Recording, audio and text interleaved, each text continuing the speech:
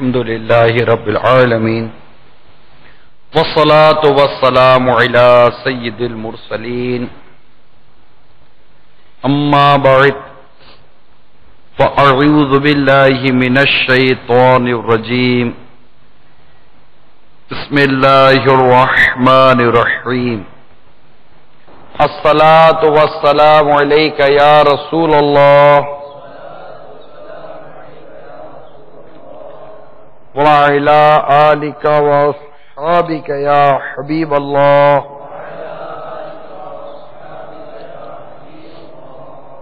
الصلاة والسلام عليك يا نبي الله وعلى آلك وأصحابك يا نور الله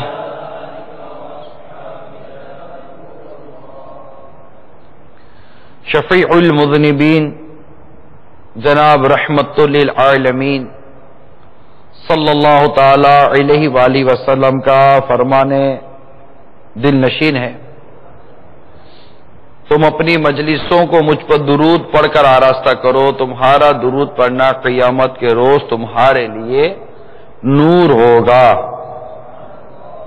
صلو علی الحبیب صلی اللہ تعالی علی محمد توبوا الی اللہ صلو علی الحبیب صلی اللہ تعالی علی محمد وعلی آلہ وصحبہ وبارک وسلم۔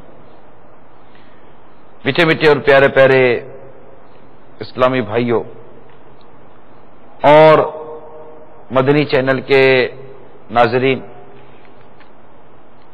ہفتہ وار سلسلہ راہ علم جو کہ جمعرات کو دعوت اسلامی کے سنت و برے ہفتہ وار اجتماع کے بعد نشر کیا جاتا ہے، جس میں باب المدینہ میں واقع مختلف جامعۃ المدینہ کے طلباء اور اساتذہ اسلامی بھائی شریک ہوتے ہیں، جس میں ہم علم دین سے متعلق مدنی پھول چننے کی کوشش کرتے، گویا کہ ہم علم دین کے باغ میں داخل ہوتے ہیں اور وہاں پر ہم مختلف علم دین کے مدنی پھولوں کو چن کر اپنے دل کے مدنی گلدستے میں سجانے کی کوشش کرتے ہیں، لیکن ابتداً اپنے ثواب کو بڑھانے کے لیے اچھی اچھی نیتوں کا سلسلہ بھی رہتا ہے۔ چنانچہ آئیے آج بھی ہم کچھ اچھی اچھی نیتیں کر لیتے ہیں، امید ہے اسلامی بھائی کچھ نہ کچھ اچھی اچھی نیتیں کر کے حاضر ہوئے ہوں گے۔ یعنی یوں تو نیتیں بہت ساری کی جا سکتی ہیں، مگر کم از کم کوئی 2-4 نیتیں تو کرنے کی عادت پیدا کر ہی لیجیے، جیسے کہ آتے ہوئے اللہ کی رضا کے لیے اور ثواب کمانے کے لیے میں اجتماع میں شرکت کر رہا ہوں، یا میں بیان سننے جا رہا ہوں، یا میں بیان کرنے جا رہا ہوں، یا میں مدنی چینل کو جو میں آن کر رہا ہوں، تو اس سے جو علم دین کی باتیں مجھے سکھائی جائیں گی، بتائی جائیں گی، اللہ کی رضا کے لیے اس کو سنوں گا اور اس پر عمل کروں گا، دوسروں تک پہنچاؤں گا۔ یہی نیتیں یہاں پر بھی حاضرین بھی اس طرح کی نیتیں کر سکتے ہیں کہ اللہ کی رضا یہ سب سے بنیادی نیت ہوتی ہے کہ میں اللہ کی رضا کے لیے کر رہا ہوں، کہ مجھ سے میرا رب راضی ہو جائے اور اپنے کرم سے مجھے ثواب عطا فرمائے، ہمیں ثواب سے اللہ تعالی محروم نہ فرمائے۔ اسی طرح اول تاخیر شرکت کروں گا، پردے میں پردہ کیے درس و بیان کی تعظیم کی نیت سے 2 زانوں بیٹھوں گا۔ پردے میں پردہ یعنی چادر نہ ہونے کی صورت میں پاؤں اٹھا کر بیٹھنے سے، بچوں کا گھٹنے اٹھا کر بیٹھتے ہیں نا، یہ درست نہیں ہے۔ حسب موقع عز و جل صلی اللہ تعالی علیہ وآلہ وسلم رضی اللہ تعالی عنہ رحمت اللہ تعالی علیہ کہوں گا۔ صلو علی الحبیب کہا گیا تو بلند آواز سے درود پاک پڑھوں گا، توبو الی اللہ کہا گیا تو بلند آواز سے استغفار کرتے ہوئے استغفر اللہ بھی کہوں گا۔ بیان کے اختتام پر آگے بڑھ کر مسکراتے ہوئے ملن ساری کا مظاہرہ کرتے ہوئے انفرادی کوشش بھی کروں گا، نیکی کی دعوت دوں گا، برائی سے منع کروں گا، غم زدہ ملا تو اس کی غم خواری کروں گا، خیر خواہی کا موقع ملا تو خیر خواہی امت کے جذبے کے تحت بھی خیر خواہی کروں گا۔ آج آپ کے لیے جو موضوع لے کر حاضر ہوا تھا وہ ایک ایسی مشہور و معروف شخصیت ہیں جن کا پیارے آقا صلی اللہ تعالی علیہ وسلم کی امت پر بہت بڑا احسان ہے، جنہوں نے سرکار مدینہ صلی اللہ تعالی علیہ وآلہ وسلم کے ارشادات کو اس قدر کوششیں کر کے مشقت کر کے ہم تک پہنچائے اور درست پہنچائے کہ اس میں کسی قسم کی کوئی ملاوٹ نہ رہے، کیونکہ ایک دور ایسا بھی آیا کہ احادیث مبارکہ میں لوگوں نے ملاوٹیں کرنی شروع کی، گھرنی شروع کی احادیث مبارکہ۔ تو یہ اللہ تبارک و تعالیٰ کی اس امت پر خاص مہربانی ہے کہ جس وقت جس شخصیت کی حاجت رہی امت کو، اللہ تعالیٰ نے اپنے ان بندوں کو عطا فرمایا۔ ہمیں فقہ کی حاجت رہی تو اللہ تعالیٰ نے ہمیں امام اعظم، امام شافعی، امام محمد، امام مالک، امام احمد بن حنبل رحمہم اللہ تعالی، امام ابو یوسف رحمۃ اللہ تعالی علیہ، اس طرح کے کئی اور فقہ کے امام عطا فرمائے جنہوں نے کس قدر فقہ قرآن و حدیث سے مسائل نکال کر ہمیں عطا فرمائے۔ پھر ایک وقت آیا حدیث کہ اللہ تعالیٰ نے ہمیں ایسے ایسے محدثین عطا فرمائے جنہوں نے احادیث مبارکہ کو بہت ہی کوششوں کے ساتھ جمع کیا اور ان کے بڑے مستند مجموعہ تیار کر کے ہمیں عطا فرمائے۔ انہی حدیث جمع کرنے والوں میں ایک ایسا نام ہے کہ اگر ان کا نام نہ لیا جائے تو یہ تاریخ مکمل ہو ہی نہیں سکتی، ناممکن ہے، اور ان کا نام ہے امام بخاری رحمت اللہ تعالی علیہ۔ کچھ ان کے متعلق مدنی پھول لے کر حاضر ہوا تھا کہ آج کچھ امام بخاری کا ذکر مبارک کرتے ہیں، کیونکہ ماشاءاللہ ہمارے جامعۃ المدینہ کے طلبہ ہیں یہاں پر، اور اس میں دورہ حدیث کے بھی طلبہ ہیں، اور ان کی بخاری شریف کا بھی سلسلہ امید ہے شروع ہو گیا ہوگا بخاری شریف۔ تو خیر سیرت تو ان کی ہو سکتا ہے کہ آپ کے بھی پیش نظر ہو، لیکن ہمارے مدنی چینل کے ناظرین کو بھی بہت خوشی ہوگی ان کے متعلق انشاءاللہ چند مدنی پھول سنیں گے۔ تو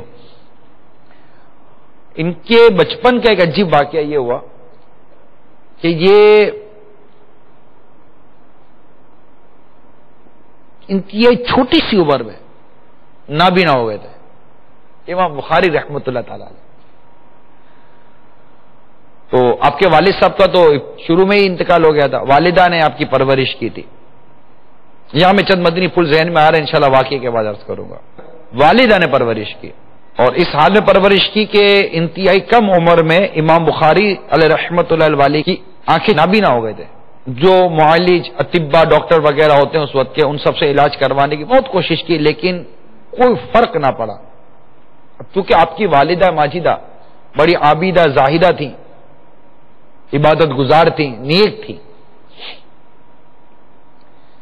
انہوں نے اللہ عز و جل کے حضور رو رو کر دعائیں کی، اور اپنے لخت جگر کی آنکھوں کے نور کے لیے اللہ کے حضور اپنا دامن پھیلایا۔ بالآخر دریا رحمت کچھ اس طرح جوش میں آیا کہ آپ کی والدہ ماجدہ کو ایک رات خواب میں حضرت سیدنا ابراہیم علیہ السلام کی زیارت نصیب ہوئی، اور ارشاد فرمایا کہ اللہ تعالیٰ نے تمہاری آہوزاری اور دعاؤں کی کثرت کے سبب تمہارے بیٹے کی آنکھوں کی روشنی لوٹا دی ہے۔ صبح جب امام بخاری بستر سے اٹھے تو ان کی آنکھیں روشن ہو چکی تھی۔ یہاں پر میں چند مدنی پھول عرض کروں گا۔ یہ تو ایک واقعہ تھا امام بخاری علیہ رحمۃ اللہ علیہ کے حوالے سے. اب اول بات جو یہ واقعہ پڑھتے ہوئے ابھی میرے بات ذہن میں آئی، اول بات یہ کہ والدہ کی پرورش، یعنی ہمارے یہاں یہ ہے کہ اگر باپ توجہ نہ دے تو کہتے ہیں باپ توجہ نہیں دے گا تو بچے کہاں سے سدھریں گے. امام بخاری علیہ رحمۃ اللہ علیہ بلکہ اس طرح کے کئی بزرگ اور بھی گزرے، شاید آپ کے علم میں ہوگا، ان کے والد کا بچپن میں انتقال ہوا، والد کا سایہ اٹھ گیا، ماں نے پرورش کی، اور ماں نے اس انداز سے پرورش کی کہ ان کے بچے وقت کے بڑے بڑے امام بنے، محدث بنے، عالم بنے، حافظ بنے، نیک بنے، اولیاء کرام کی صفوں میں شامل ہوئے.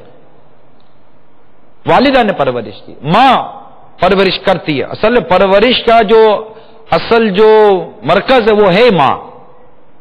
پرورش کا جو اصل مرکز ہے وہ ہے ماں. باپ عموماً ایک ذمہ داری ہے، باپ کماتا ہے، روزگار ہے، باپ کا روپ ہوتا ہے آنکھیں دکھانے کے لیے، ڈرانے کے لیے، کر کے بٹھا دینے کے لیے تھوڑا سا باپ کام آ جاتا ہے. اصل بات ماں کی پرورش ہوتی ہے، اور ماں کی اگر پرورش کمزور ہو تو اولاد پر اثر پڑتا ہے. اب ہر ماں اس بات کو قبول نہیں کرے گی، میں جانتا ہوں کوئی بھی یہ بات قبول نہیں کرے گا کہ میں نے پرورش کرنے میں کمزوری کی ہے، مگر میرا مشورہ یہ ہے کہ قبول کر لینے میں حرج نہیں ہے، قبول کر لینا چاہیے. وجہ اس کی ایک یہ ہے کہ ہم نے آج تک یہ پڑھا یا سیکھا ہی نہیں ہے کہ بچوں کی پرورش کی کیسے جاتی ہے.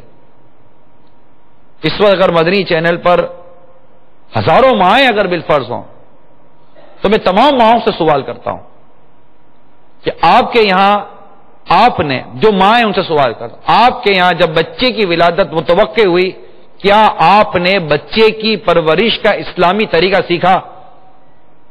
جو والدین سے پوچھتا ہوں، آپ کے یہاں جب بچے کی ولادت متوقع ہوئی، خوشخبری آپ کے کانوں میں آئی کہ انشاءاللہ میں باپ بننے والا ہوں، پتہ چلا میں ماں بننے والی ہوں، تو کیا آپ نے بچے کی پرورش، اس کی نگہداشت کے بارے میں آپ نے پوچھا کہ یہ دن کیسے گزارنے ہیں، ریسٹ کیسے کرنا ہے، کھانے پینے میں کیا احتیاط کرنی ہے؟ اچھا جب پیدا ہوا تو اس کے لیے نگہداشت الگ شے ہے، نگہداشت یہ الگ شے ہے، پرورش اور تربیت الگ شے ہے. بچے کو سنبھالنا کیسا ہے، کھلانا کب ہے، پلانا کب ہے، کیا کھلانا ہے، کیا پلانا ہے، کیسے سلانا ہے، الٹا سلانا ہے، سیدھا سلانا ہے، کیسے اٹھانا ہے، کیسے نہیں اٹھانا، کیسے چلانا ہے، کیسے بٹھانا ہے، کس عمر میں کیا غذا دینی ہے، کس عمر میں کیا فیڈنگ دینی ہے، یہ ساری چیزیں آپ نے سیکھی. نہیں سیکھی تو یہ نہیں سیکھا کہ اس کی کس عمر میں مجھے اسلام کے کن اصولوں کے مطابق اس کی تربیت کرنی ہے. اب جب نہیں سیکھا تو یہ دعویٰ نہیں کرنا چاہیے کہ میں نے پرورش درست کی ہے. میں کہا دعویٰ نہیں کرنا چاہیے. اگر کوئی درست پرورش کر گیا مدینہ مدینہ. میں یہ نہیں کہتا کہ ساری ماں ایسی ہیں، میں ان سے مخاطب ہوں، ان کو ایڈریس کر رہا ہوں جو اس عنوان میں آ رہی ہیں، وہ غور کرے. اور ضمیر زندہ ہوگا والد و والدہ میری تائید کریں گے انشاءاللہ عز و جل. یار یہ مولانا بولتا صحیح ہے، اپنوں نے سکھا ہی نہیں تھا، جا کر پوچھا ہی نہیں تھا. مولانا ڈھونڈا بچہ پیدا ہوا تو بچہ پیدا ہوتے ہی سب سے پہلا کام مولانا ڈھونڈنا تھا میرا، اذان دینے کے لیے، اس کی پرورش کے مدنی پھول لینے کے لیے نہیں.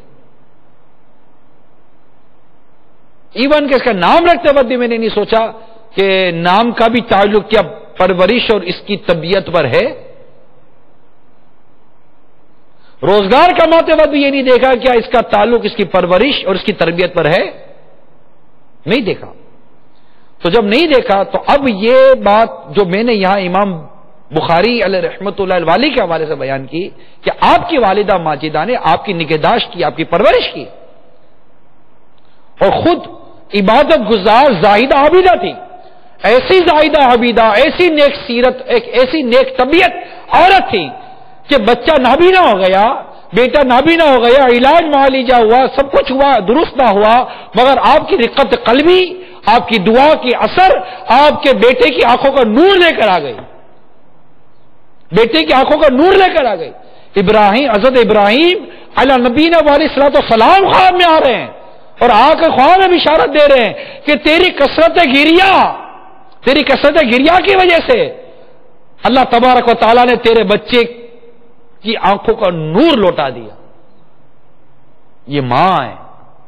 یہاں پر جہاں ماں کے متعلق میں نے مدنی پھول عرض کیے، وہیں پر اب میں اپنے ان اسلامی بھائیوں کے لیے، ان مدنی منوں کے لیے عرض کروں کہ جو ماں کی دعا آنکھ کا نور لا سکتی ہے نا، وہی ماں کی بد دعا آنکھوں کا نور لے بھی سکتی ہے. اگر ماں کی دعا زبان درست کروا سکتی ہے تمہاری، تو یہی ماں کی بد دعا تمہیں گنگا بھی کر سکتی ہے.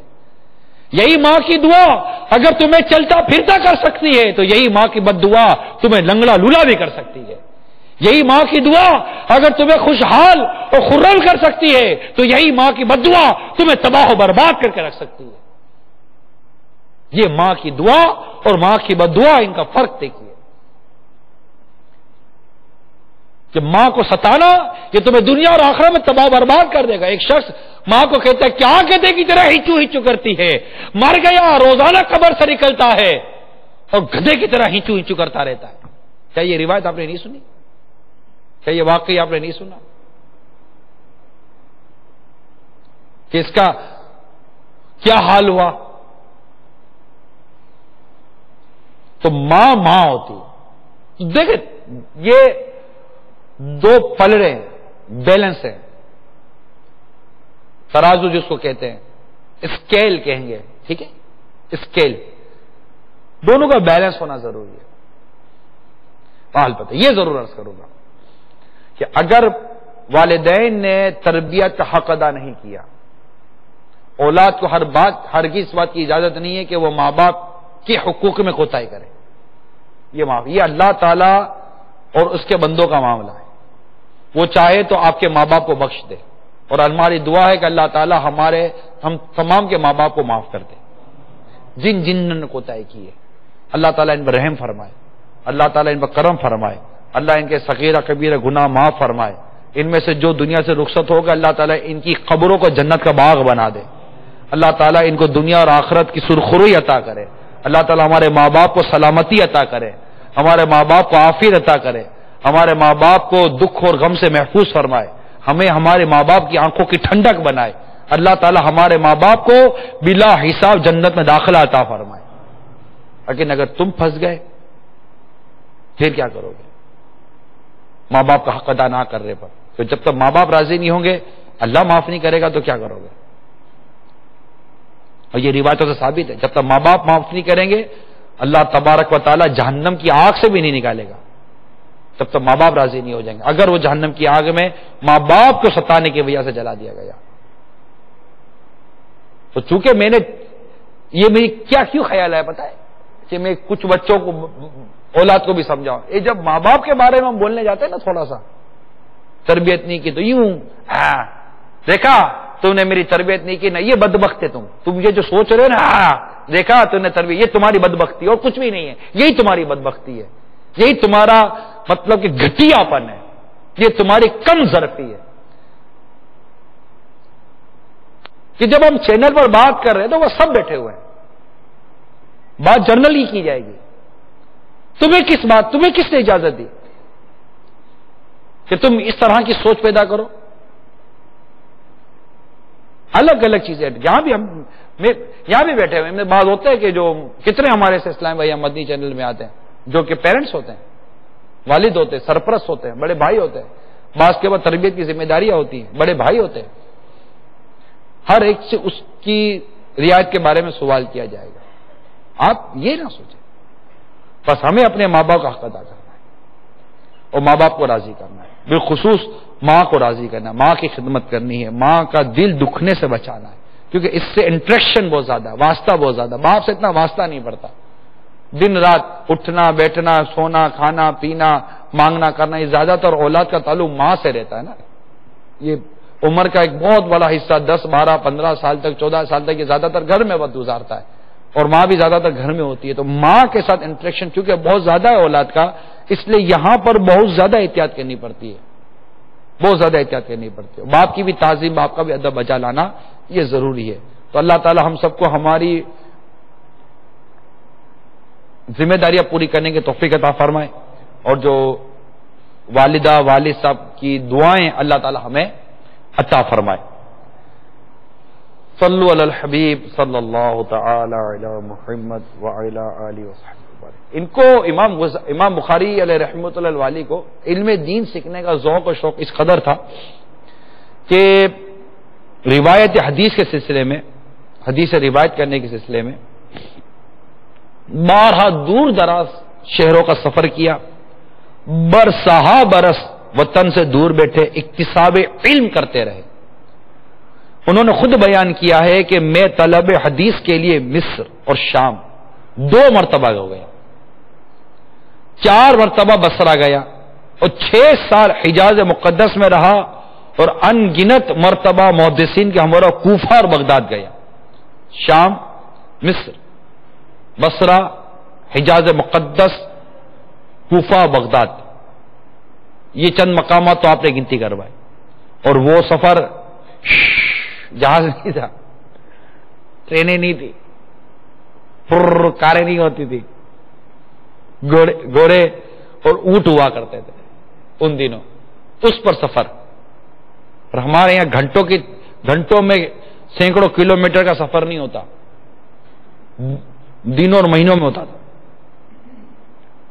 پانی، کھانا، راشن سب لینا، کپڑے لینا، ہوا کے جھکڑ، کچھ نہیں۔ ابھی بھی تھوڑا سا یہاں سے لے کر ہائی وے سے حیدرآباد ہی اپنے اونٹ پہ چلتے ہیں، یہاں سے نکلتے، چلو ادھر ٹریفک ہو گیا، اپنے ادھر ہائی وے پر آتے، ہائی وے سے کونے کونے میں اونٹ پہ بیٹھ کر حیدرآباد چلتے ہیں۔ ایک تو پہنچیں گے کب یہ نہیں پتا، تقریباً 150-55 کلومیٹر کے آس پاس حیدرآباد ٹو گیٹ تقریباً بنتا ہے، یا 145 کچھ ایسا بنتا ہے۔ پھر پتا چلے گا کہ حیدرآباد سے خالی آنا جانا کرتے ہیں، کتنی دیر میں گئے، کتنی دیر میں آئے، اور وہاں جا کر آپ کو بولے کہ کیوں آئے، ایک حدیث سننے کے لیے آیا ہوں۔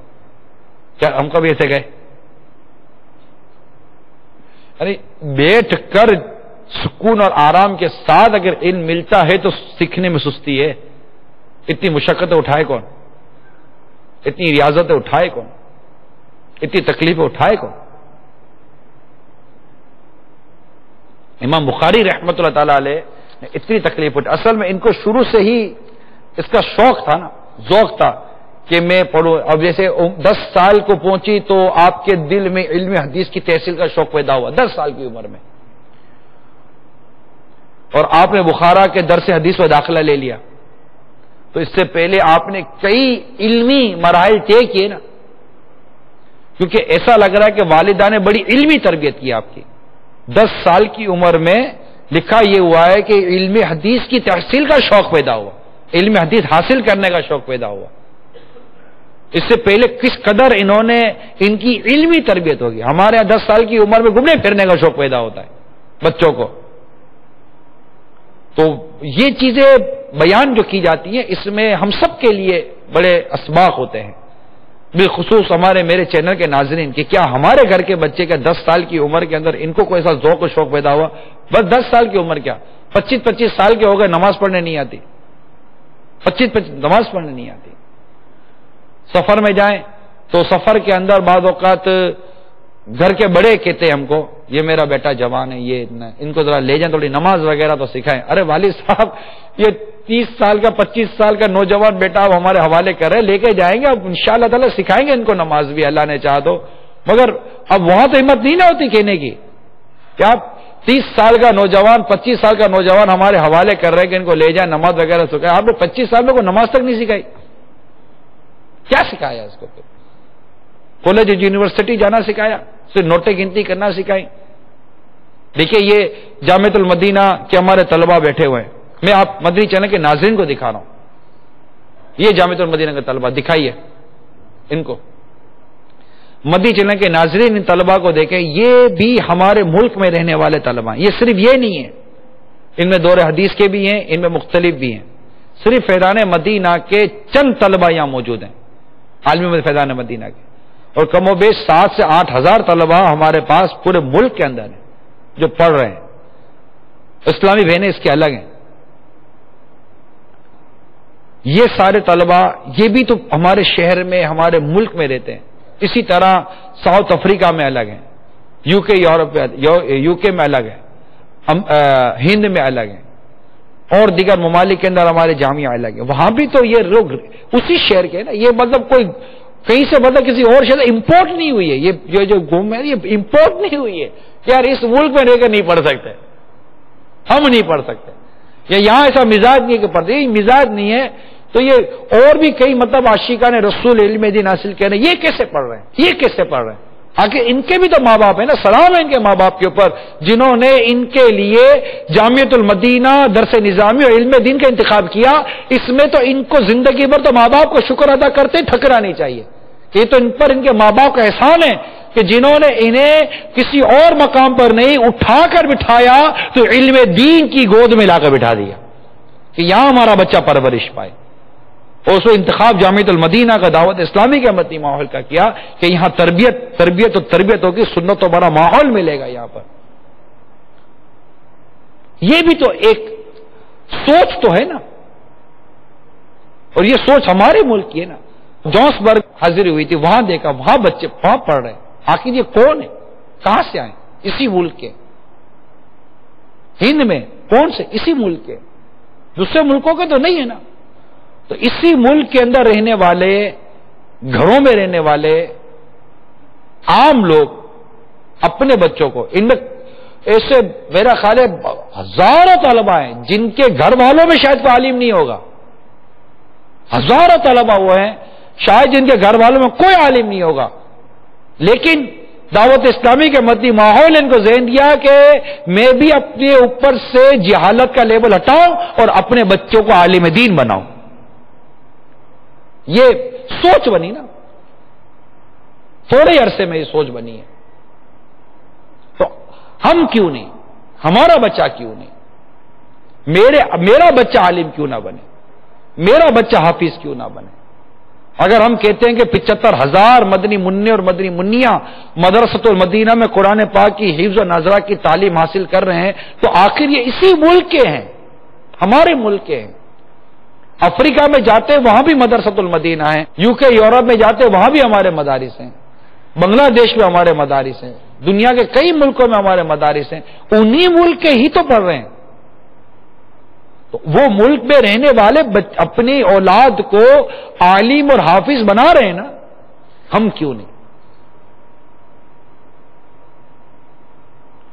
تو 10 سال کی عمر میں جو امام بخاری علیہ رحمۃ اللہ علیہ کی طبیعت میں تحصیل حدیث کا ذوق پیدا ہوا، شوق پیدا ہوا، تو گویا کہ ان کی تربیت ایسی تھی نا۔ اور پھر آگے جیسے آپ نے سنا کہ انہوں نے بڑی بڑی شہروں کا سفر اختیار کیا، مشقت اٹھائی،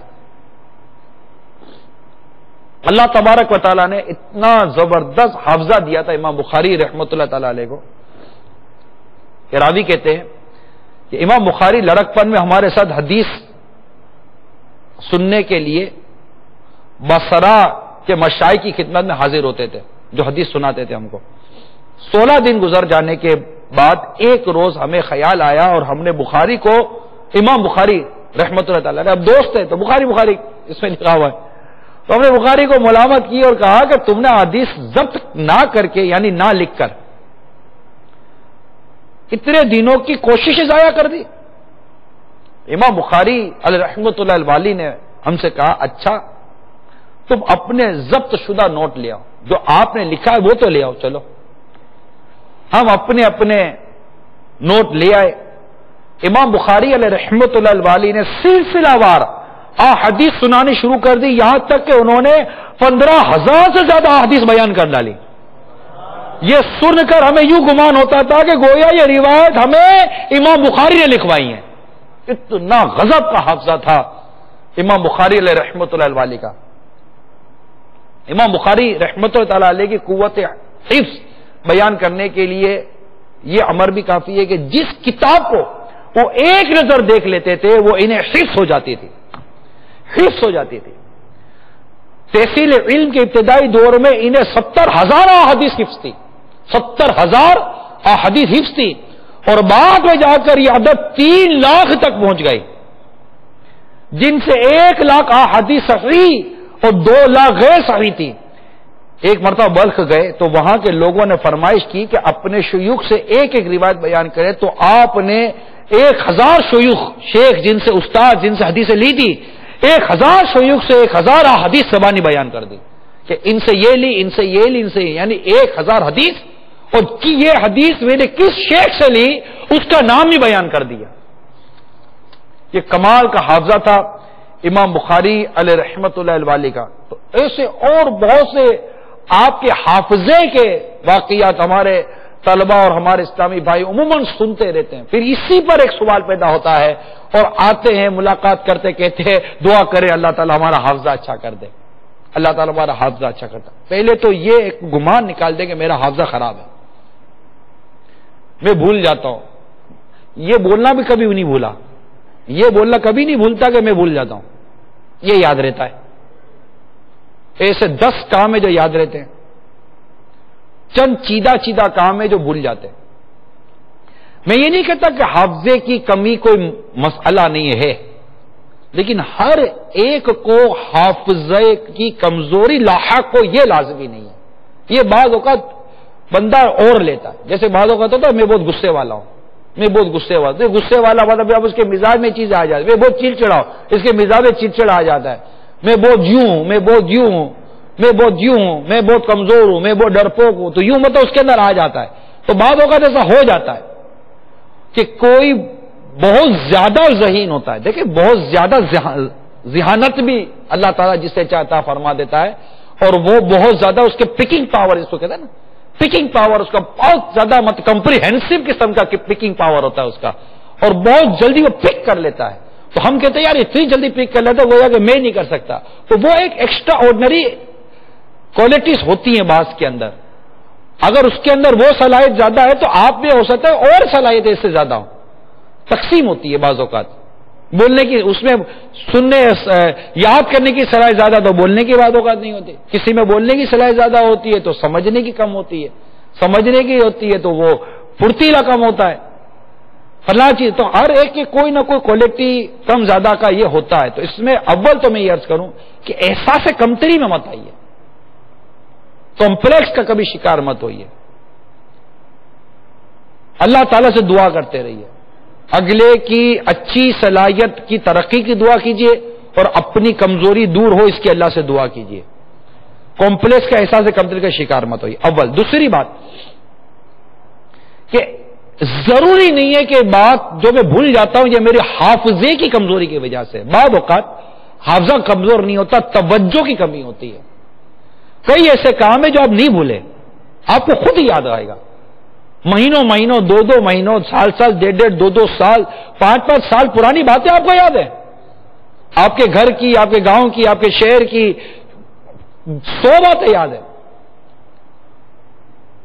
دوپہر کو کیا کھایا یہ یاد ہوتا ہے، عشاء کی نماز کے فرض پھیرنے کے بعد کوئی پوچھے کہ امام صاحب نے کون سی سورت پڑھی تھی، یاد نہیں ہوتی، صحیح ہے؟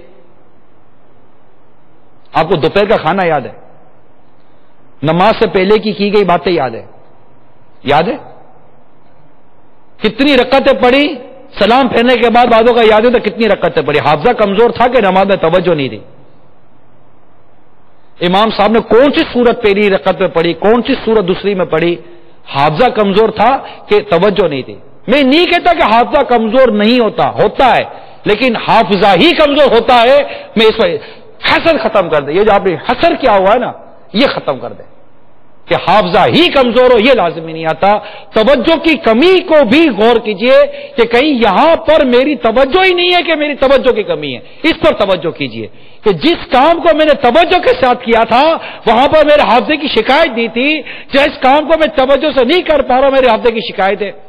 اور بعض اوقات یہ بات اتنی مسلط ہو جاتی ہے دماغ کے اوپر کہ یاد نہیں ہوتا کہ جب استاد صاحب یا کوئی بات پڑھ رہے ہوتے ہیں، سن رہے ہوتے ہیں، سیکھ رہے ہوتے ہیں، اسی دوران ذہن کے اندر یہ بات آ رہی ہوتی کہ یار یاد نہیں رہے گی تو یاد نہیں رہے گی، تو اب یہ یاد نہیں رہے گی کی بات نے آپ کی آدھی توجہ کو لے لی، یاد نہیں رہے گی۔ دوسری بات کسی کے پاس جانا ہے آدھی توجہ وہاں چلے گی، تیسری بات سونا ہے توجہ وہاں چلے گی، کھانا نہیں کھایا بھوک لگی تھوڑی توجہ وہاں چلے گی، نیند کا غلبہ تھوڑی توجہ وہاں چلے گی، بوریت ہو رہی ہے تھوڑی توجہ وہاں چلے گی، مستی مذاق کی عادت ہے تھوڑی سی وہ شوق پن ہوتا ہے بعض طلباء کے اندر تو آدھی توجہ وہاں چلے گی، کونی مارنے کی، بات کرنے کی، چھیڑ چھاڑی کرنے کی یہ عادت ہوتی ہے، چھیڑ خانی کرنے کی آدھی توجہ وہاں چلے گی، ادھر ادھر دیکھنے کی عادت ہوتی ہے آدھی توجہ وہاں چلے گی، فضول بولنے کی عادت ہوتی ہے آدھی توجہ وہاں چلے گی، بہت زیادہ کھانے کی عادت ہوتی ہے، اس کے اندر زیادہ پر آدمی پریشان ہو جاتا ہے۔ تو کئی کام ایسے ہیں جن میں ہماری توجہ ہم خود تقسیم کرتے ہیں۔ آپ نے کب کون سا سبق، کون سا درجہ 100% توجہ کے ساتھ لیا اور پھر آپ کہیے کہ جناب میں بھول گیا ہوں؟ جس کی یادداشت اچھی تھی، یعنی جس کو چیز یاد رہ گئی، میں کہتا ہوں کہ اس کی یادداشت کو بھی اس میں دخل حاصل ہے، نو ڈاؤٹ حافظہ کمزور ہوتا ہے، میں اس کا انکار نہیں کرتا کیونکہ اس کے اوراد، اس کے وظائف اور اس کے علاج موجود ہیں، تو یہ بیماری ہے، میں اس کا انکار نہیں کرتا۔ لیکن ہر ایک کوئی اور لینا، جیسے کہ ہر ایک آ کے کہتا ہے جادو ہو گیا، جادو ہو گیا، جادو ہو گیا، تو باپا کہتے ہیں کہ لگتا ہے کہ یہ بھی ایک جادو ہو گیا کہ ہر کوئی سمجھتا ہے کہ مجھے جادو ہو گیا ہے، یہ بھی کوئی جادو سا ہو گیا، ہر کوئی سمجھتا مجھے جادو ہو گیا، سب کچھ جادو کرنے کی پڑی ہوئی ہے، سارے فارغ بیٹھے ہوئے کہ سارے ایک دوسرے کے اوپر جادو کرنے کے لیے پڑے ہوئے۔ تو یہ چیز سمجھنے کی عادت ہے کہ ہر بات کو حافظے کے قصور میں مت لے کے جائیے، جہاں حافظہ واقعی کمزور ہے اس پر غور کیجئے کہ واقعی میرا حافظہ کمزور ہے۔ یہ سب کے لیے، میرے لیے بھی، آپ کے لیے بھی، میرے چینل کے تمام ناظرین کے لیے بھی، کہ بھول ٹینشن خامہ خواہ کا فضول قسم کی پنچاتے لے کے بیٹھے ہوئے ہوتے ہیں۔ اسلامی بہنیں گھر میں کوئی سامان رکھا بھول گئی، یاد نہیں رہتا، ارے ابھی آپ کو یہ تو یاد ہے کہ اس کھانے میں نمک کتنا ڈالا تھا، مرچی کتنی ڈالی تھی، فلاں کتنا ڈالا تھا، گھی تیل ڈالا تھا، نہیں ڈالا تھا، سب یاد ہے، نہیں یاد تو چابی بھول گئی، توجہ نہیں ہے۔ ضروری کہ حافظہ کمزور ہو، فضول قسم کی پنچاتے، فضول قسم کے ٹینشن دماغ پہ لے کر بندہ بیٹھا ہوا ہوتا ہے، اور پھر کہتا ہے کہ میرا حافظہ کمزور ہو گیا۔ جہاں حافظہ واقعی کمزور ہو گیا وہاں اس کا علاج کریں۔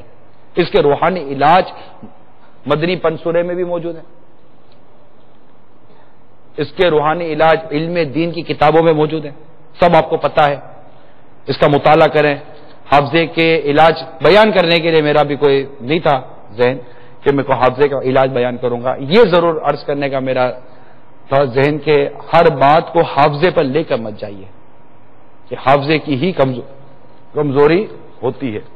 تو امام بخاری علیہ رحمۃ اللہ الوالی کو اللہ تعالیٰ نے کمال درجے کا حافظہ عطا فرمایا تھا، یہ ان کو ایک الگ سے صلاحیتیں اللہ تعالیٰ نے عطا کی تھی۔ ویسے اللہ تبارک تعالیٰ کی یہ رحمت ہے، اس کی کرم نوازی، دیکھا جاتا ہے کہ اللہ تعالیٰ اپنے بندے سے جیسا کام لینا اس کی مشیت میں ہوتا ہے تو وہ اس میں وہ صلاحیتیں عطا فرما بھی دیتا ہے۔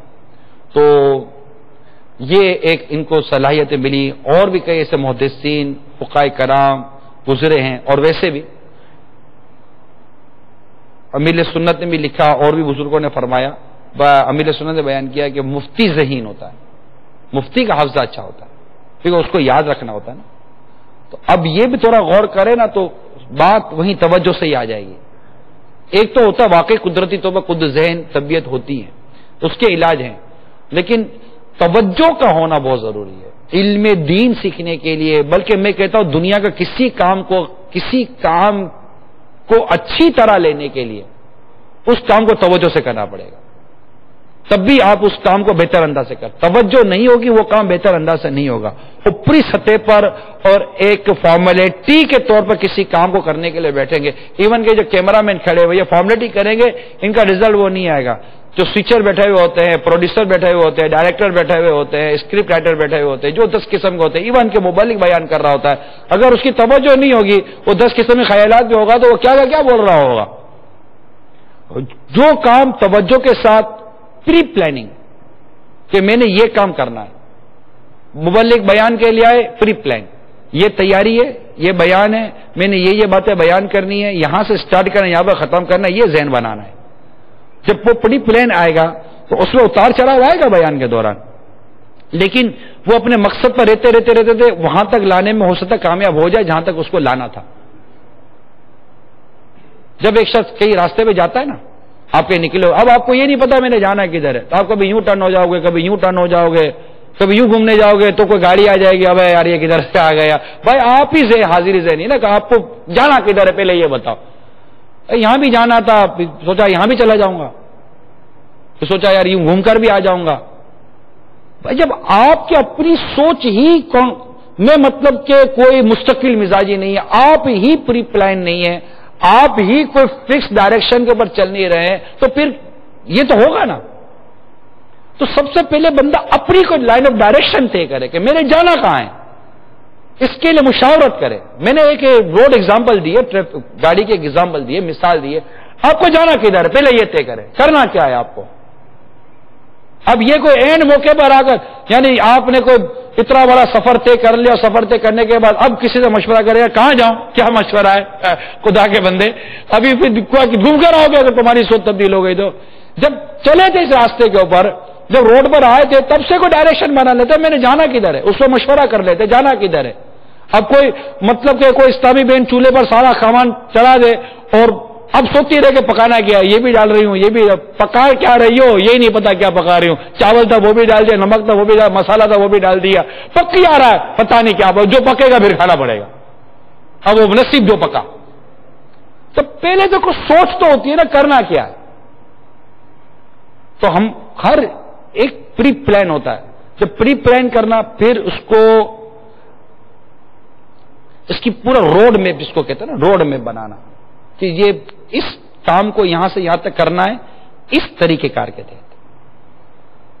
اب یہ طریقہ کار طے ہو گیا، اب اس طریقہ کار کے تحت کرنا ہے. اب اس پر پوری توجہ رکھنی ہے کہ میں ہٹ نہ جاؤں. مطالعہ کرنے والوں کے لیے اس سے بڑی آزمائش ہوتی ہے. میں آپ کو مثال دیتا ہوں. آپ کو بیان تیار کرنا ہے، مطالعہ کرنا ہے. اب آپ جب کتاب کھولتے ہیں نا تو کتاب کھولتے وقت جس موضوع پر آپ کو مطالعہ کرنا ہے اس کے علاوہ کئی اور باتیں سامنے نظر آتی ہیں. آپ کو جو بات سمجھ میں آئی آپ نے وہاں چلے گئے، جو سمجھ میں آئے وہاں چلے گئے، وہ روایتیں وہاں نکل گئے، وہ قاعدے وہاں نکل گئے. آپ بتائیں گے آپ اپنے مضمون کی تیاری کر سکیں گے؟ آپ کے ہاتھ میں قلم ہوگی. جو بات دوران مطالعہ ایسی بات آئے گی جو اس وقت آپ کے لیے عنوان کے تحت نہیں ہے، آپ اس کی نشانی کر لو گے. عقل مند آدمی اس کی نشانی کر لے گا، کیونکہ پھر جب مضمون پورا ہونے کے بعد جب اس کو وہ بات اندر گردش کرے گی، یار وہ کیا بات تھی جو پڑی تھی، اتنی اچھی بات تھی یار، کدھر چلی گئی، اور اب کیا 150-200 صفحے گھمائے گا؟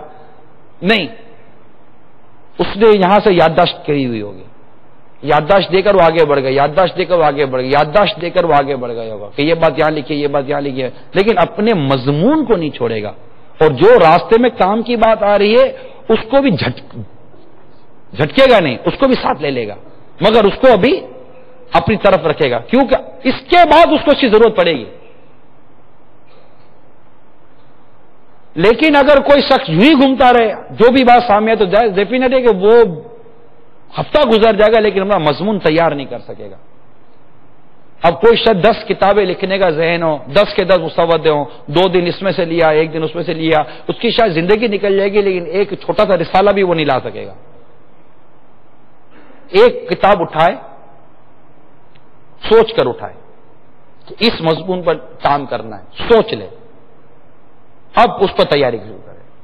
اب سب سے پہلے مواد نکالے، پھر مواد کو ترتیب دے، پھر اس کو اپنے جو اس کی جو سوچ ہے اس کے سانچے میں ڈھالے، پھر ایک اچھی مفید کتاب لانے میں وہ کامیاب ہو سکتا ہے، ایک اچھا مفید بیان تیار کرنے میں کامیاب ہو سکتا ہے، ایک اچھا اور مفید مقصد پانے میں وہ کامیاب ہو سکتا ہے. یہ ہر ایک جگہ کے لیے کم و بیش یہ اصول امپلیمنٹ کیے جاتے ہیں. ہر جگہ پر میرا حافظہ کمزور ہے، میں کر نہیں سکتا ہوں، میں سے ہو نہیں سکتا ہے، یہ راگ لاپنا چھوڑ دیں. انشاءاللہ میں کروں گا. کیا انشاءاللہ؟ ساحل کے کنارے ایک جھونپڑا تھا. مثال کے طور پر جو باتیں بطور تمثیل بیان کی جاتی ہے نا موٹیویشن کے لیے، ان میں سے ایک بات بیان کر رہا ہوں. ایک ساحل کے کنارے ایک جھونپڑا تھا. اب سورج مغرب کی جانب غروب ہو رہا ہے اور رات کا سناٹا چھا رہا ہے، اندھیرا. ڈوبتا سورج یہ کہتا ہوا جا رہا ہے کوئی جو میری جگہ لے سکے. اندھیرے سے کہہ رہا ہے کوئی جو میری جگہ لے سکے. اس ساحل کے کنارے جو ایک خستہ تھا جھونپڑا تھا، اس خستہ سے جھونپڑے کے اندر ایک ٹمٹماتا چراغ تھا. وہ چراغ سورج کو جواب دیتا ہے میں کوشش کروں گا. کیا جواب دیتا ہے؟ میں کوشش کروں گا. مجھ سے جتنا ہو سکے گا میں بھی تو روشن کر سکتا ہوں نا. کم از کم جو میرے قریب آئے گا اس سے تو فائدہ، وہ فائدہ اٹھائے گا. تو اپنے اندر یہ احساس کمتری کی فیلنگز ہم سب کو ختم کر دینی چاہیے. اسی طرح ایک تمثیل بیان کی گئی ہے، یعنی اپنی شخصیت میں یہ جو احساس کمتری جو پیدا ہوتی ہے نا، یہ جتنے بھی آپ کے جو بزرگان نے جنہوں نے بڑے بڑے جو کام کیے ہیں، آپ ان کی سیرت دیکھیں، میں احساس کمتری نام کی چیز آپ کو نظر نہیں آئے گی. ان کے ذہن پہ ہم کر لیں گے، ان کے ذہن. خود اعلی حضرت کی سیرت دیکھیں، 14 سال سے پہلے جو فتویٰ دے دے، 14 سال کی، 13 سال کیا عمر تھی؟ 13 سال 4 ماہ 10 دن کی عمر میں جو مفتی بن جائے، اس کا کانفیڈنس لیول کیا ہوگا؟ اس کا کانفیڈنس لیول کیا ہوگا؟ اس کی خود اعتمادی کتنی مطلب سپرلیٹو کوالٹی کی، مطلب یہ اس کا کانفیڈنس لیول ہوگا. تو احساس کمتری جب ختم ہو جائے گا انشاءاللہ عز و جل کچھ کر جائیں گے. اسی طرح ایک تمثیل میں ہی ایک مثال بیان کی گئی کہ ایک دریا کے کنارے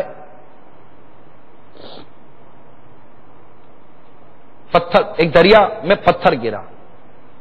جب پتھر گرا تو پتھر جیسے ہی گرا دریا میں موجیں بنی، وہ دائرے بنے اور وہ کناروں سے لگنے لگے، ہلچل آ گئی. اسی دریا کے کنارے ایک درخت کھڑا تھا پرانا، اس کو بھی سوجی، اور یہ کیا بڑی بات ہے، اس نے درخت پتا پھینکا، میں بھی پھینکتا ہوں، پتا پھینکا، نہ شور اٹھا نہ ہلچل آئی. کوئی عقل مند آدمی کہنے لگا کہ اگر درخت سے 100 پتے بھی پھینک دینا فرق نہیں پڑنا ہے، کہ جب تک کہ کوئی بھاری بھرکم چیز، وزندار چیز نہیں گرے گی. تو ہلکی 100 چیزیں ہلچل نہیں لاتی، ایک بھاری چیز ہلچل لے آتی ہے. اپنی شخصیت کے اندر خود اعتمادی پیدا کریں، تکبر نہیں، عجب نہیں، خود پسندی نہیں، انانیت نہیں. خود اعتمادی ایک الگ شے. مثال کے طور پر میں خود اعتمادی کو امیر اہل سنت کے مدنی پھول سے واضح کرتا ہوں. امیر اہل سنت نے بارہا فرمایا ہے کہ ہمت ہارنا اپنی ڈکشنری سے نکال دو. کس نے یہ سنا ہے؟ دیٹ از کولڈ خود اعتمادی، کانفیڈینس. ہمت نہیں ہارنی ہے، بڑھتے رہنا. ایک چیونٹی چرتی ہے گرتی ہے، چرتی ہے گرتی ہے، آخر کار چرتے اپنی منزل کو پا لیتی ہے. ہمت نہیں ہارتی، ہمت نہیں ہارنی ہے، بڑھتے رہنا ہے. امام بخاری رحمۃ اللہ تعالی علیہ، امام مسلم، امام نسائی، تمام ائمہ مجتہدین، محدثین، علماء کاملین، مفسرین جو ہمارے اکابرین گزرے، ان کی سیرت کی جب اوراق کی ورق پڑھتے، جب ان کی سیرت کو کتابوں میں جو لکھی گئی ہیں، ان کی سیرت میں کمال درجے کا کانفیڈنس ہوتا تھا. پھر مشقت اٹھانے کی میں ہمت ہوتی، طاقت ہوتی تھی، برداشت کر لیتے تھے. امام شافعی نے غربت کے دنوں میں علم حاصل کی. امام بخاری رحمۃ اللہ تعالی علیہ یہ غریب نہیں تھے، ان کے والد صاحب ان کے پیچھے پیسہ چھوڑ کر گئے تھے، مگر یہ جن کے پیچھے پیسہ نہیں اب ان کے لیے جو کہتے کہ میں غریب ہوں، وہ امام شافعی کو دیکھے کہ جن کے پاس کاغذ خریدنے کا پیسہ نہیں تھا، ہڈیاں لے کر اس پر حدیثیں جمع کیا کرتے تھے. امام یوسف رحمۃ اللہ تعالی علیہ کے پاس جوتا سلوانے کے لیے پیسے نہیں تھے، اپنے وقت کے امام بن گئے. اور وہ جن کے پاس پیسہ ہے، اگر وہ امام بخاری رحمۃ اللہ تعالی علیہ کو دیکھے کہ ان کے والد ماجد پیچھے ٹھیک ٹھاک پیسہ چھوڑ گئے، مگر انہوں نے پیسے کو پیسہ بنانے، پیسے کو بزنس میں لگانے کے بجائے اپنا مال مداربت میں دے دیا، مداربت کر لی. ایک ہی محنت ایک کا پیسہ جس کو کہتے ہیں ہم، مداربت میں لے گئے اور خود علم دین سیکھنے میں لگ گئے، اور وہاں سے جو آمدنی آتی تھی اسی سے اپنا گزارا ہو جاتا تھا. سخاوت، شفقت، زہد، تقوی، پرہیزگاری، سادگی، انکساری اور حقوق العباد کا ایسا جامع ان کی سیرت تھی کہ ایک ایک چیز یہاں موجود ہے، لیکن وقت نہیں ہے، ایک ایک بات بیان کی جا سکتی ہے. تو جن کے پاس پیسہ ہے، میں تو دیکھتا ہوں، آپ بھی دیکھتے، پیسہ ہے، مجھے نہیں پتا کہ پیسے والے پیسے کروڑوں روپے ہیں، کروڑوں روپے ہیں، کروڑوں روپے ہیں۔ ان کو پتا ہے کہ ہم اگر ہماری یہ آمدنی کو کہیں مطلب کہ مداربت میں ترکیب بنا لیں یا کوئی ایسا مناسب قسم کا روزگار کہ ہم ترکیب بنا لیں تو کوئی پرابلم نہیں آئے گی، اور ہم علم دین سیکھنے میں، تبلیغ دین میں، اسلام کی تربیت اشاعت میں، سنتوں کی تربیت اشاعت میں لگ جائیں، مگر ہمت نہیں ہے، طاقت نہیں ہے، حوصلہ نہیں ہے، اس طرح کا جذبہ ولولہ نہیں ہے کہ اتنا روپیہ آ گیا اب ان کو مطلب بس ٹھیک ہے نا، ختم نا، کتنا، مگر نہیں۔ ہم لوگ کہتے ہیں پیسہ آئے گا تو کچھ کریں گے، میں کہتا جن کا پیسہ ہے وہ کیا کر رہے ہیں؟ یہ کام پیسہ غربت وغیرہ کا حصہ نہیں ہے، یہ تو جذبہ ہے، یہ تو شوق ہے، یہ تو ولولہ ہے، یہ تو جنون ہے جسے اللہ عطا کر دے، اب چاہے وہ مالدار ہو یا غریب ہو۔ مگر تاریخ گواہ ہے کہ غریبوں کے حصے میں، کم مالداروں کے حصے میں یہ نعمت زیادہ آئی، وہ یہ زیادہ کر گئے۔ اس لیے تمام اکابرین کی اگر ہم سیرت کو پڑھتے ہیں تو ان میں مالدار کم ہی گزرے، اور جو گزرے وہ مال کے کبھی حریص اور مال کے کبھی طالب نہیں تھے، ورنہ اکابر ہی نہ بنتے۔ وہ مال کے کبھی طالب و حریص نہیں تھے، مال ان کے مقدر کا تھا جو ان کو ملا، اور اس سے بھی سخاوت اور یہ کرتے گئے، خود قناعت اختیار کرتے گئے اور اللہ کی راہ میں خرچ کرنے کا ذہن دیتے گئے، اور اسی مال سے اپنے اور اپنے جو طلبہ ہوتے تھے، جو رفقا ہوتے تھے، ان کی مدد کرتے گئے۔ مال میں دل نہیں لگایا، مال میں دل لگائے گا تو علم کہاں سے آئے گا؟ ان کو ان کے نصیب کا جو ملا وہ ملا، مال میں دل نہیں لگانا۔ علم سے بڑھ کر کوئی مال نہیں، یاد رکھیے گا۔ علم دین سے بہت بڑی نعمت ہے کہ اللہ تبارک و تعالی جس کے لیے بھلائی کا ارادہ فرماتا ہے اسے علم دین عطا فرما دیتا ہے، اسے فقہ کا علم عطا فرما دیتا ہے، اسے فقیہ بنا دیتا ہے۔ اللہ تعالیٰ جس کے لیے بھلائی کا ارادہ فرماتا ہے۔ یہ روایتیں علم دین کے لیے، طالب علم دین کے لیے، ان کے راہ میں فرشتے پر بچھاتے ہیں، ان کے لیے سمندر میں مچھلیاں دعائیں کرتی ہیں، ان کے لیے سوراخوں میں چوٹیاں دعائیں کرتی ہیں، ان کے لیے استغفار کیے جاتے ہیں، ان کے لیے دعائیں کی جاتی ہیں۔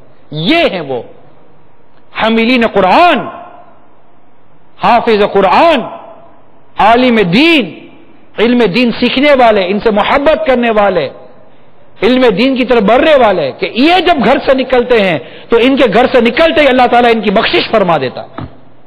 یہ ہے وہ طبقہ، اس طرف آنا ہے۔ اللہ تعالیٰ ہم سب کو عمل کرنے کی توفیق عطا فرمائے، عمل کرنے کا جذبہ عطا فرمائے، اور علم دین کی محبت اور امام بخاری علیہ رحمت اللہ علیہ کا فیض عطا فرمائے۔ یعنی یہ ایک بات ان کی بیان کر دوں کہ امام بخاری رحمت اللہ تعالی علیہ، جن کے بارے میں نے کہا کہ ان کے والد ماجد ان کے لیے ٹھیک ٹھاک پیسہ چھوڑ کر گئے تھے، ان کی سیرت میں لکھا ہے امام بخاری رحمت اللہ تعالی علیہ کی لذائذ دنیاویہ اور عیش و عشرت سے امام بخاری کوسوں دور تھے۔ طلب علم میں بسا اوقات انہوں نے سوکھی ہوئی گھاس کھا کر بھی وقت گزارا ہے۔ ایک روز میں ایک دن میں عام طور پر صرف 2 یا 3 بادام کھایا کرتے تھے۔ ایک وقت بیمار ہو گئے، اطباء جو ڈاکٹر نے بتلایا کہ سوکھی روٹی کھا کھا کر ان کی انتڑیاں سوکھ چکی ہیں۔ اس وقت امام بخاری رحمت اللہ تعالی علیہ نے بتلایا کہ وہ 40 سال سے خشک روٹی کھا رہے ہیں، اور اس طویل عرصے میں سالن کو بالکل ہاتھ نہیں لگایا۔ چاہیے امام بخاری کا فیض، چاہیے ہم سب کو امام بخاری کا فیض۔ تو کہ فیض ملنے کا راستہ جو ہے نا اپنے کنارے پر، فیض دو، فیض برساؤ، اپنے جہاں بھی اوپر فیض برسے اپنے کے اوپر، میں جہاں بھی غلار ہوں میرے پر فیض برسنا چاہیے۔ اس راہ پر چلنے کے لیے ہمت نہیں ہے، طاقت نہیں ہے، حوصلہ نہیں ہے، جذبہ نہیں ہے، ذہن بنتا ہے، میرا بھی بنتا ہے، آپ کو بھی بنتا ہے، ہماری طبیعت میں ٹھہراؤ نہیں ہے، ہماری طبیعت کے اندر وہ چیز اسپرٹ نہیں ہے جو ایک اسپرٹ ہونی چاہیے۔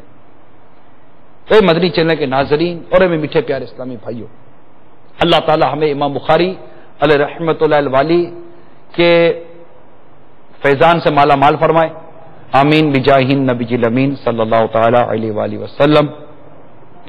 صلو علی الحبیب صلی اللہ تعالی علیہ